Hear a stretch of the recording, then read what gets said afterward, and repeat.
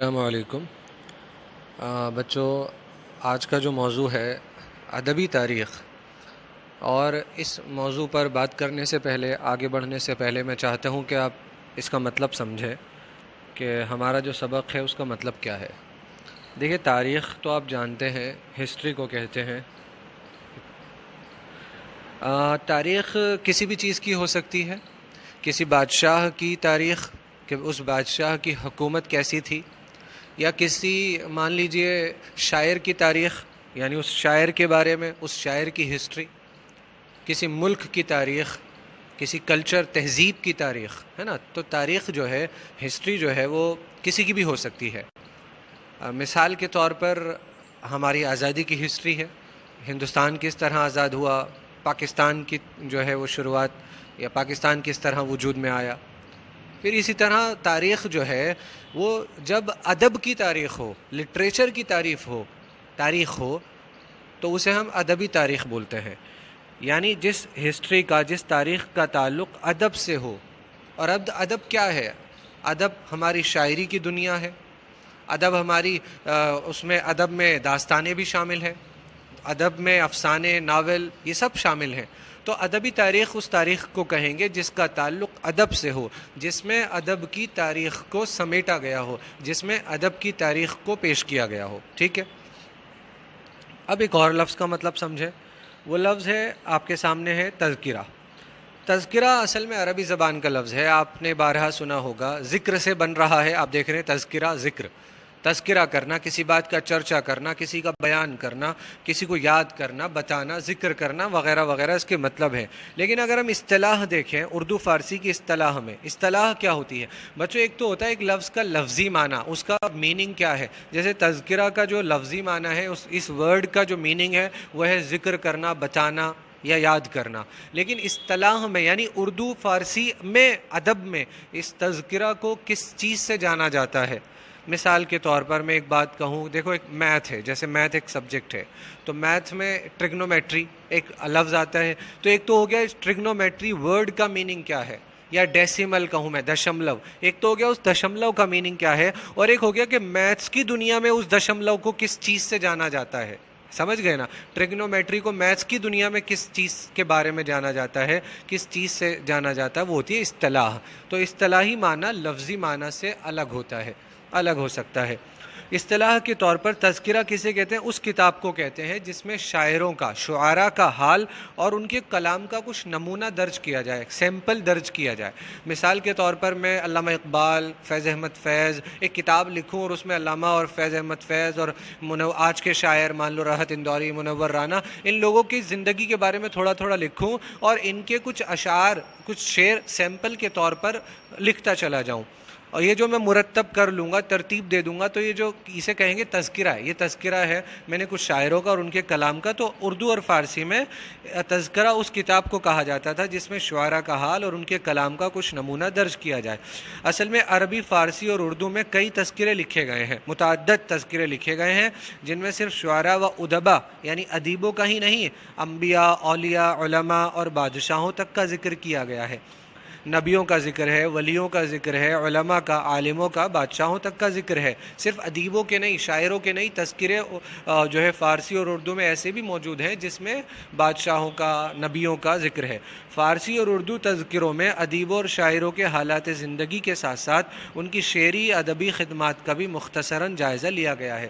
یہ جو تذکرے لکھے گئے ہیں، اس میں شاعر، جہاں شاعر کے بارے میں بتایا گیا، اس کے کلام کا کچھ نمونہ، اس کی شاعری کا کچھ نمونہ سیمپل پیش کیا گیا، اس کے ساتھ ساتھ لکھنے والے نے اس کلام پر کہ یہ کس درجے کا شاعر ہے، تھوڑا بہت اس چیز کا بھی جائزہ لیا ہے۔ جائزہ لینا مطلب ذرا جانچ پرکھ کر بتانا کہ یہ شاعر فیض احمد فیض کس درجے کے شاعر ہیں، یا پرانے وقت میں مرزا غالب یا میر تقی میر گزرے ہیں، تو ان کے کلام کے ساتھ ساتھ ان کے کلام پر دو تین باتیں اگر میں کمنٹ کروں کہ کیسا کلام ہے، تو یہ کیا جاتا تھا تذکرے کے اندر۔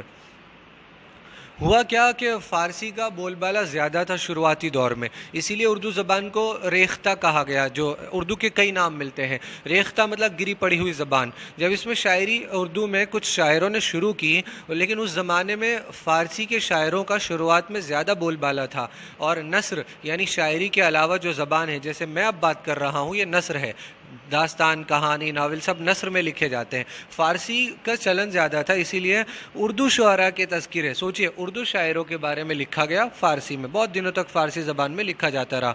اور اس سلسلے کی جو سب سے پہلی کڑی ہے وہ میر تقی میر جو بہت مشہور شاعر ہیں، ان کا ایک تذکرہ ملتا ہے نکات الشعراء، جو 1752 میں انہوں نے لکھا تھا. اردو زبان میں لکھا جانے والا پہلا تذکرہ جس کو اردو زبان میں لکھا گیا وہ مرزا علی لطف کا گلشن ہند ہے. آگے دیکھتے ہیں. اب جو ادبی تاریخ جس کی بات ہو رہی ہے اب ہم اس پر آ گئے ہیں، اور وہ ادبی تاریخ کا نمونہ ہے آب حیات. آب حیات ایک کتاب کا نام ہے، محمد حسین آزاد نے لکھی ہے یہ کتاب. اور یہ تذکرہ نگاری سے، تذکرے سے ایک آگے کی چیز ہے.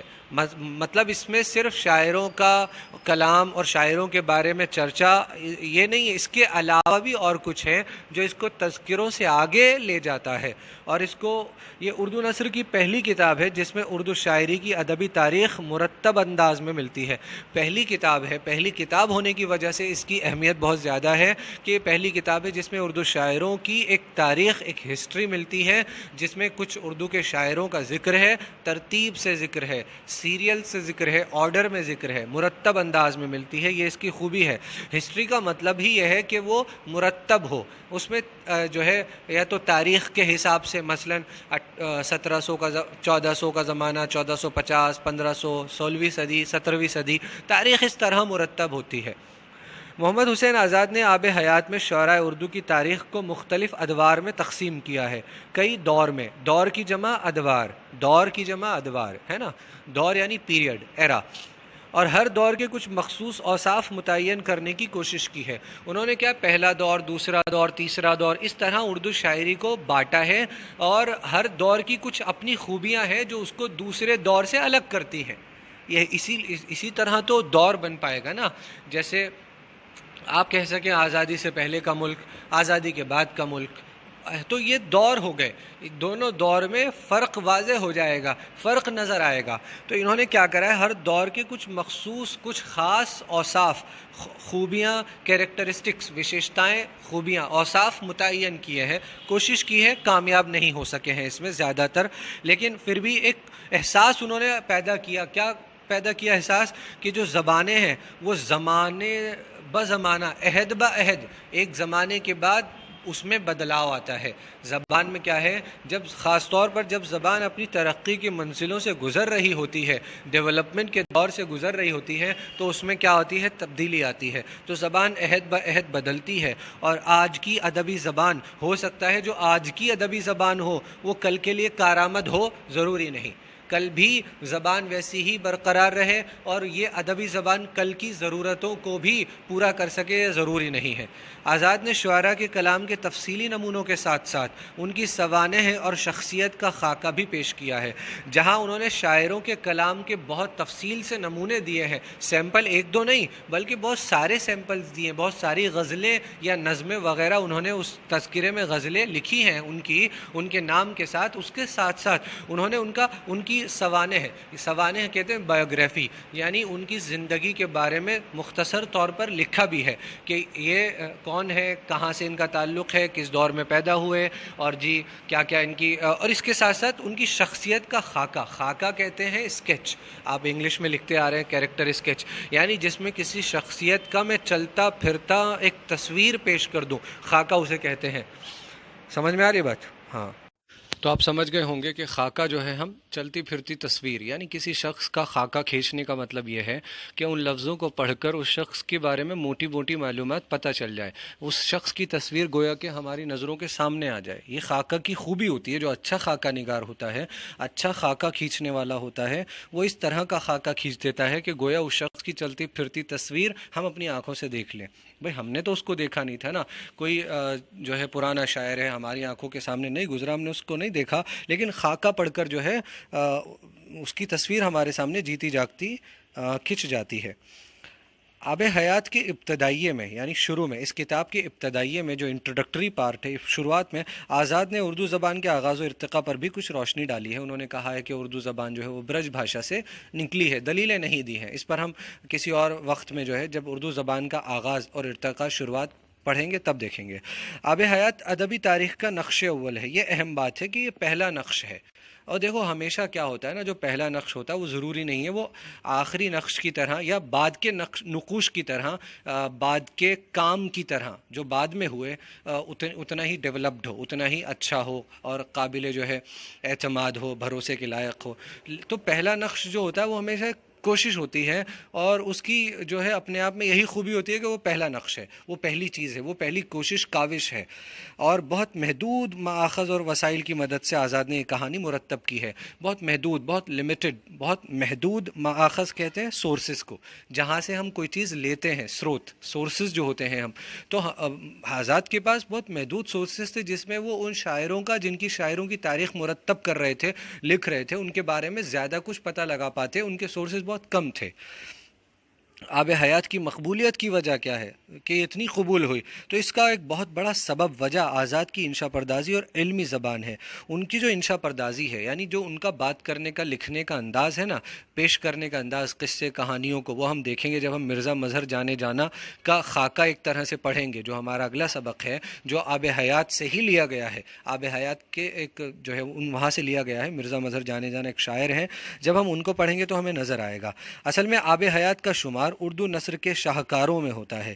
اردو نثر کا شاہکار کہتے ہیں بیسٹ پیس، جو بیسٹ پیس ہو، تو آب حیات اردو نثر کے شاہکاروں میں سے ایک شاہکار ہے، یعنی جو بیسٹ پیسز لکھے گئے ہیں، جو معیاری ادب لکھا گیا ہے، بہت عمدہ ادب، اس میں اس کا شمار ہوتا ہے، کیونکہ انہوں نے اردو شاعری کی پوری تہذیب کو اس میں زندہ کر دیا ہے۔